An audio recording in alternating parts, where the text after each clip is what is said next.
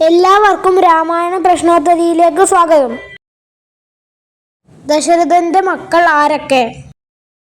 ശ്രീരാമൻ, ഭരതൻ, ലക്ഷ്മണൻ, ശത്രുഘ്നൻ. ശ്രീരാമന്റെ മാതാവ് ആര്? കൗസല്യ.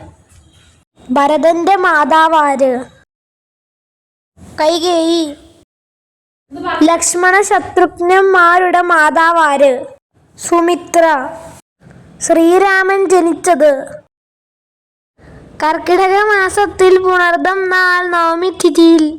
ശ്രീരാമൻ ആരുടെ അവതാരം? മഹാവിഷ്ണുവിന്റെ. ആദിശേഷന്റെ അവതാരമായി ജനിച്ചത് ലക്ഷ്മണൻ. മഹാവിഷ്ണുവിന്റെ ശംഖിന്റെ അംശമായി ജനിച്ചത് ഭരതൻ. മഹാവിഷ്ണുവിന്റെ സുദർശന ചക്രത്തിന്റെ അംശമായി ജനിച്ചത് ശത്രുഘ്നൻ.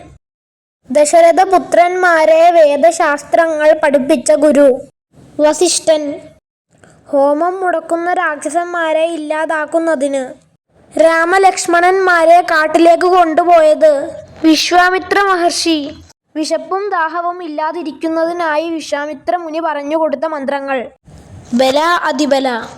വനത്തിലേക്ക് കടന്ന രാമൻ ആദ്യം ഏതു രാക്ഷസിയെയാണ് വധിച്ചത്? താടക.